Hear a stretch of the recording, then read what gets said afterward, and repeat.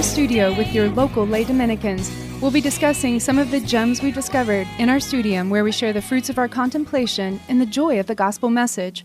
Representing our St. Albert the Great lay Dominican chapter and co-host of today's show are myself, Cheryl Drozda, Jeff Drozda, and Ryan Bowler.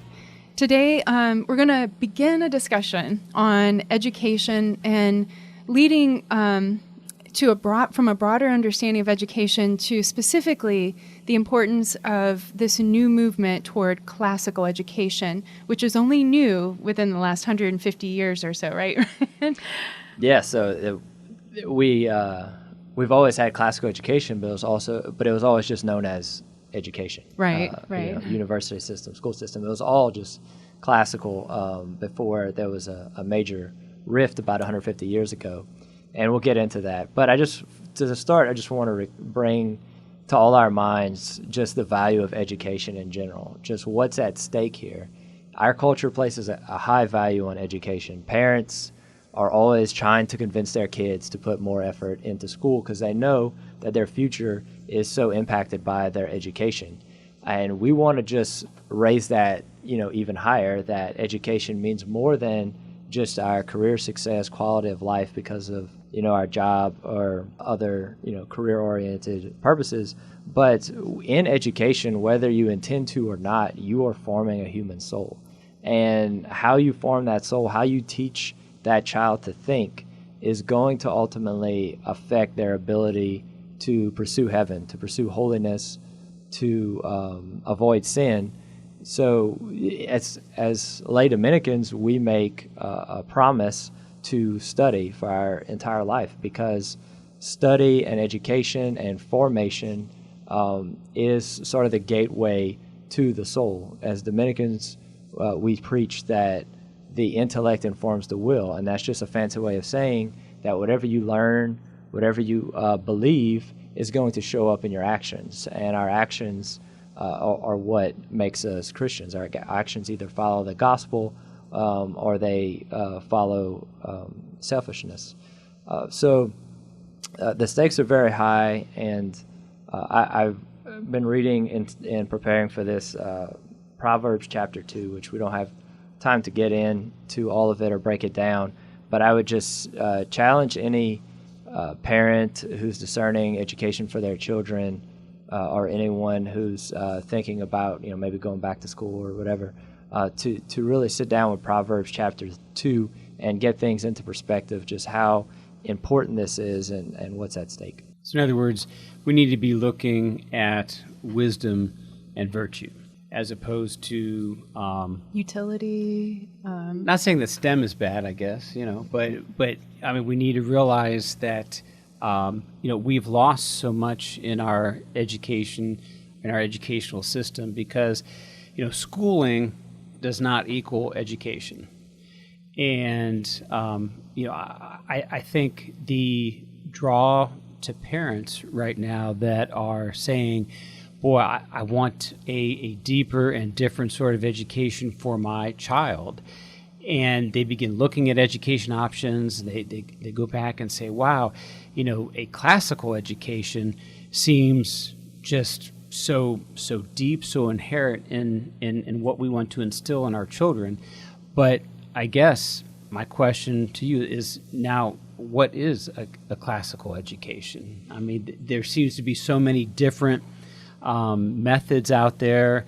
I know that when I was growing up, we had this building that had the name Horace Mann on it. And it's like, I don't even know who the heck Horace Mann is. But, the more I came to learn is that Horace Mann was the founder in the United States of our public education system. He was from Massachusetts. And it was his job, and he later became an official in on the federal level to institute an educational system where everyone begins to learn and everyone begins to learn at the same time. And then, of course, that's how we saw I don't want to say the dumbing down, but that's another title of another book, but that's when we saw big changes in the United States. Yeah, so how I like to define it is looking at what the end goal is. So the biggest shift in education when it became non-classical was people were trying to, instead of form the human person, body and soul, they were trying to just get people prepared to go to work. So the end goal being utility, versus classical education. How I would define it is that it is the methods of education geared towards pursuing truth. So that's at the most simple level. The end goal of classical is truth. So if you wanted to, in my opinion, the simplest definition of classical education, it is the pursuit of truth. And then you could expand that out to say the pursuit of truth through virtue. Because in classical education, from the very beginning, even before Christ came, Aristotle was teaching about virtue. And you just can't pursue truth if you don't have virtue, which we talked about on other episodes. So you could even expand it to the pursuit of truth through virtue. And then you could go in from there. You can say that it is the continuation of the great conversation of the intellectual tradition going back to the ancient Greek philosophers. And so classical education tends to go back to the source and then to build upon that. And even to the present day, people who have studied going back to the ancient Greeks and all those great philosophers and artists and scientists who have built upon their foundation, those are all part of classical education. And so classical education, the word classical comes from the continuation and the building of a foundation that started thousands of years ago.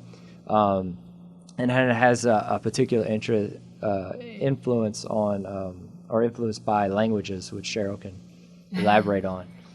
Well, so only because I've listened to other people talk about the importance of these languages through probably 20 some years of homeschooling. And so myself being older when I began, because I was trying to get our kids ready for a classical education. And so I knew it had to involve Greek and Latin. I didn't really understand why at the time. I just knew there had to be a better way. And I knew there had to be something, and you said this word earlier, Ryan, more human. Not going out to the specialized area of applied science without delving into the soul, that things that makes humanities, right? That got pushed to the side, I think, in our modern education, which means that our soul and our humanity got pushed to the side for the purpose of institutionalizing things and becoming more focused on our economics than our eternal life. But anyway, I'm getting a little deeper, but the language thing does involve that. There's a depth there of, and we were saying 150 years ago that everybody knew what education was and who was educated. These people all knew Greek and Latin, and they all studied and did their studies in Greek and Latin at a young age. And there's a big type of, I'm going to just use the word that a lot of people have in humility. You said virtue, but humility is a huge thing that comes in tackling those languages and reading, because when you read these works in Greek and Latin, or even if you've had them translated and you're working on doing it in those, humility is going to come naturally. You're going to realize what you don't know, and you're going to sit back, be quiet, and listen to the masters, like the great conversation that then unfolds in tackling the history, the literature, and the philosophy of these great minds is how everybody who's ever given much back to society, they've all studied. It's inevitable that we have to go back to that beginning of our family history in the Western culture to understand where we're headed in the future too. Yeah, I mean, I can sort of relate to that from a distance, not having studied Greek and Latin personally.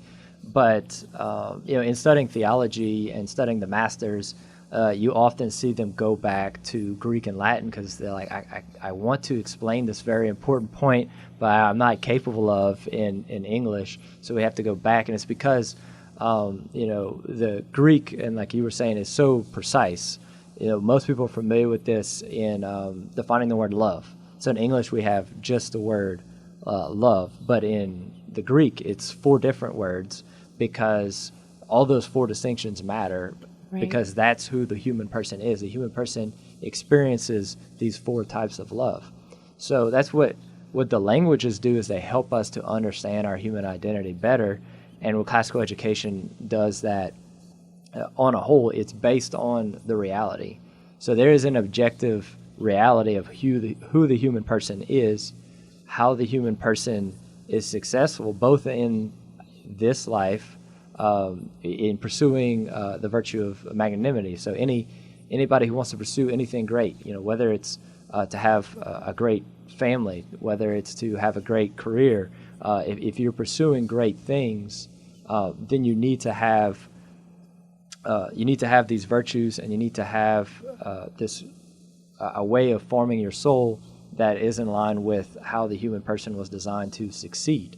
And if you want to succeed in the virtue of hope, which means that you're going to try to attain sanctity and grow in holiness, well, then again, you also need to be formed in the correct way, in line with the spiritual masters, and all the formation feeds into each other. There is no such thing as a separation between faith and science, or art and economics. All these disciplines are linked, and they all affect our spiritual life. They affect our career. They affect our family. They ultimately just affect our relationships. Our relationship with our Lord, our relationship one another, is all affected by how we are taught to think and what we are taught to think. So you mentioned relationship with the Lord and what we were taught to think. So we go back 150 years ago. What great institution was the leader in education at the time? In Europe, it was the Catholic Church. And what had happened is that in Europe, 17th, 18th centuries, you had these countries, these nationalistic organizations, territories popping up.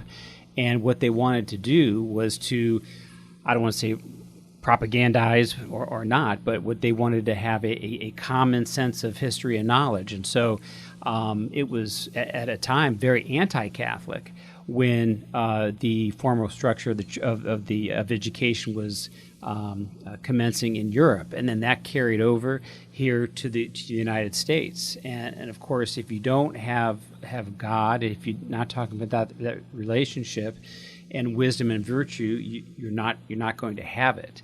So what was interesting is that it wasn't until the 70s, the 1970s, at least here in the United States, that some of the more intellectual, classical, educated individuals said, we have to regain and restore classical education here in the United States. And it was begun by someone that we've mentioned several times here in this program, Mortimer Adler. In the 1970s, he said, we have to restore classical education to the United States, and we have to do something about it. So in 1975, he started 3 schools in Chicago, reinstituting classical education. And it's so interesting because, we've mentioned him several times on Yes. how to read a book. Yes. And his philosophy. And did you not say that at the end of his life he converted to Yes. Catholicism? After volumes and volumes. See, that's the thing, is that when you admit that there's a truth, and that's what classical education does, and there's objective truth, beauty, and goodness, and that if you're directing your everything towards that, it will lead you ultimately to the Catholic faith, to be a Christian, right? And if you don't believe me, look at what God did. He placed the ultimate truth, the way, the truth, and the life. The Logos. Yes, at a time when all those languages were flourishing and all those thoughts that were being expressed in search of truth. And he placed our Lord at that time. And I feel that and through wisdom, God did that, right? So through our wisdom, if we really want to find that truth, we've really got to go back to that inception, that beginning, that embryonic phase where Socrates, Plato, and Aristotle, began, and we're already could see glimmers of truth in there as it unfolds, and ultimately leading to the question, what is truth, that Pontius Pilate said, and lo and behold, our Lord was standing there. I am the way and the truth and the life. Did he say that in Latin or in Greek? They- It would have been Latin, huh? It would have been. It would have. From the Roman Empire. But yeah, it reminds me of, y'all probably know that. I know this man's name, this professor, but I want to say it was around the 70s or 80s at the University of Kansas. So we have a modern education institution, but 3 professors got together and like, we're going to just start one classical style class. We're not trying to build a whole nother school or start a movement. We're just going to do one class, and we're gonna go through the great books, and we're just going to have a discussion with the students. And what ended up happening was that so many of the students went into the religious life.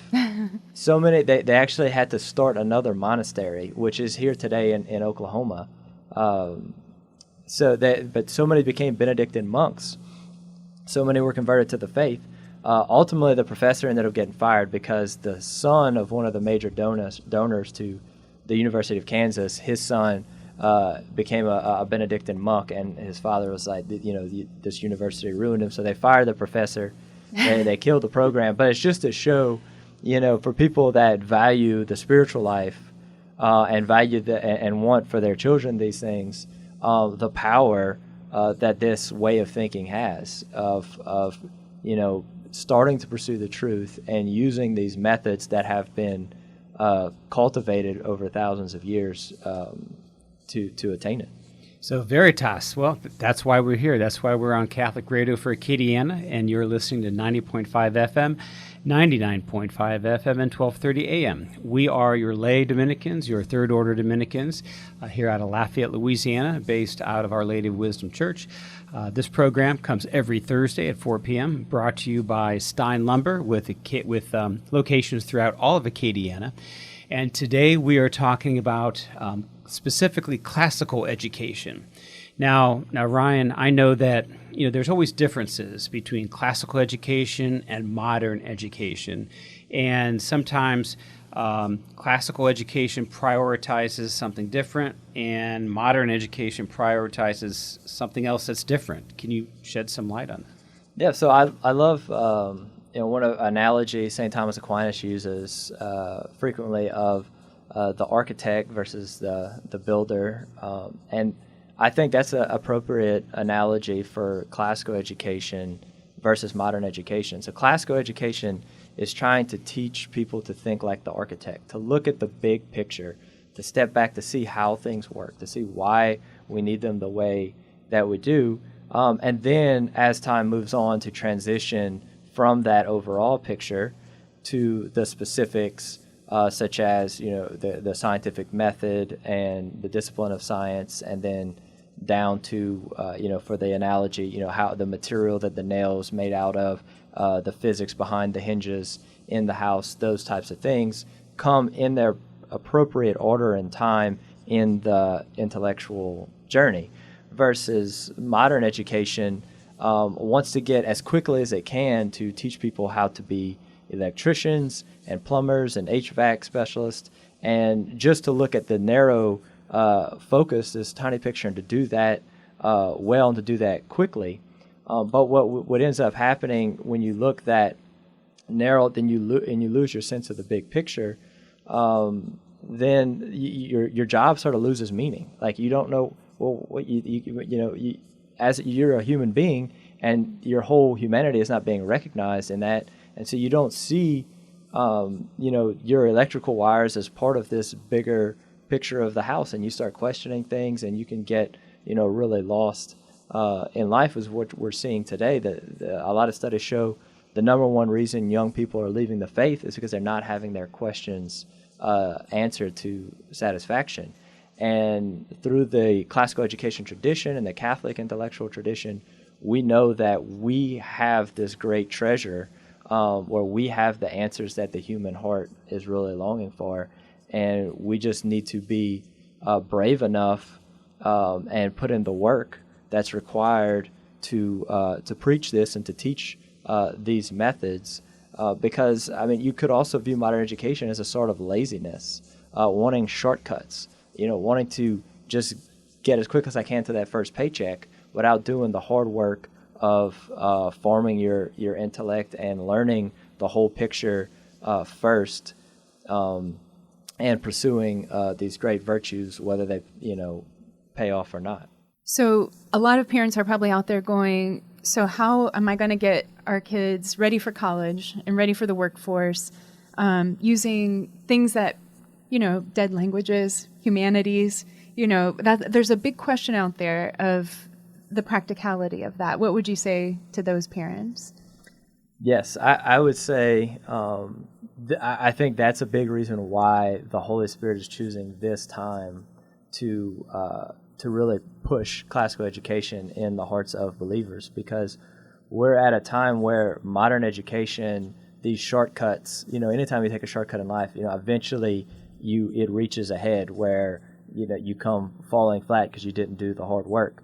And now, as a whole culture and society, we're potentially reaching that moment where people are trained to think less human and more like machines, and then they're going to be competing against machines, in artificial intelligence and different computer systems, technology, things like that, versus someone who's been trained to be more human, who has the foundations of grammar, logic, and rhetoric, knows how to relate with other human beings, but also is taught those technological skills, but in their proper context.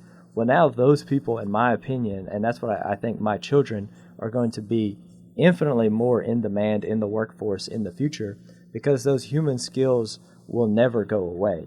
Versus those mechanical skills can be replaced by machines who, can do it equally as good, if not better.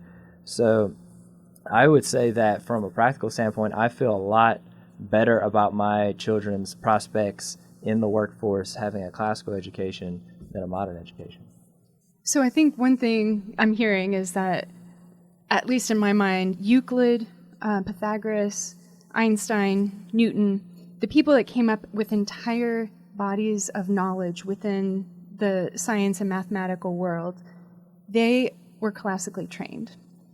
People who can, anybody else I know from my education, I'll just speak from my modern education, is that I was given pre-digested microwave information to memorize for a test, and then it was gone. And it really wasn't a form of learning. I got through college with quite good grades, and then I started to read great literature with wisdom.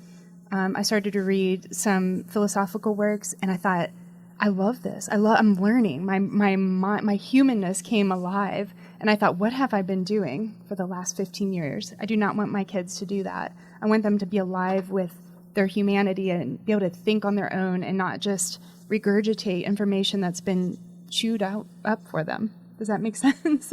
Yes. Yeah. Classical education, it makes connections, and when your brain is formed to be able to make connections between seemingly unrelated things, then you're ultimately going to be valuable in any profession. I mean, it's a necessary skill that people are attracted to, people are drawn to, and it allows you to solve problems much more quickly and efficiently. And I would say someone who is trained in the classical mindset way of thinking can digest all this scientific knowledge that would be presented to them if they went into a STEM subject in 3-4 times the speed, because you're not just taking random facts and trying to hold them in your head and keep them there. Like y'all talked about in the memory podcast, you're taking those facts and you're grafting them onto an understanding of how things work, and that is that's what my wife often talks about going through engineering school. Is that engineering school, it teaches you how to think, and that's what classical education does. So we'd mentioned the language aspect, and I don't know, I'm circling back to it because I'm not sure I finished a thought on that, but the languages can open up a whole nother human aspect in our mind. And I think you mentioned the word logos or word, something about languages and understanding the language that some works came from, even a little bit, help to tap into that, the brain and the humanness of it, and to understand people a lot better you need to understand the language a little bit, at least, if not fully. If you can't grapple with it fully, that's fine. If you even attempt to learn another language, you're going to understand a whole culture so much better. Well, not only is language important in terms of other language, but Ryan, you were mentioning workforce, and for anyone who's hiring people in this day and age, I can tell you that it is so very difficult to find someone who can think critically, who can put some sentences together, and can have that presence of mind and be so well-rounded.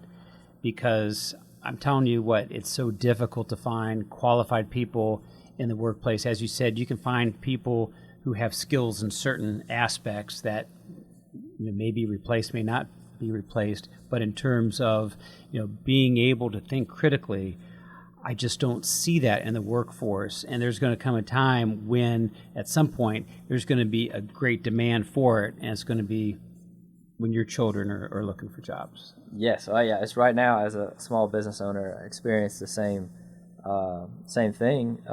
Whereas classical education, like I mentioned, it starts with grammar, where you learn sort of the facts, and then it moves to logic, where you learn how to think, and then finally it moves to rhetoric, where you learn how to communicate with one another, to share your thoughts, how to think, those engineering skills, how to connect things, that's very valuable. But what's coming even more valuable is just how to articulate yourself. And classical education teaches you how to express complex ideas. And everyone that I know, all my friends that are successful, they have those two skills. They know how to think critically, and they know how to articulate themselves well. And, there's just this sort of, lazy excuse. So people say, well, like, oh, that person just has a gift, or I just don't have that skill. Well, all these things can be cultivated. I can't hardly even doodle, but if I would have spent hard work at a young age trying to draw, then I could at least get by. And so even though you don't have these sort of natural gifts, forcing yourself or putting your kids in an environment that's going to push them in all these different areas is ultimately going to be beneficial, both on this side of heaven and the next side of heaven. And then the other aspect of classical education focuses on math, geometry, music, and astronomy. And what it does is it shows the relationship of all these things in space and time. But I don't want to get into the technicalities of that, but I just want to highlight the point that it seeks to integrate everything into an order and a framework. And there's nothing that is sort of segmented or left out or shown to be unrelated. And so this harmonious way of thinking leads to a happiness of life. It's how we were designed as human beings, and that's what leads to healthy relationships, a healthy spiritual life, good marriages, good family life, being able to have the virtues to work hard and be successful in your career, and how to order all those things, how to value them properly, and to be happy in this life and to grow in sanctity. So Ryan just mentioned sort of the cornerstones of classical education, which is the trivium and quadrivium. And so the trivium is grammar, logic, rhetoric, and the quadrivium is arithmetic, music, geometry, and astronomy. And this is the beauty and importance of the harmony of all of that and coming together, and our purpose, which gives us that purpose in life, right? That you were talking about as an architect, you can see, but as someone who was only focused on the wiring, we can't really see our purpose, which leads us astray. So as parents, what can we do? Well, we can demand classical education in our communities, but also for those classical education schools that exist, continue to demand that they stay on track and they stay focused on their core curriculum of a classical education.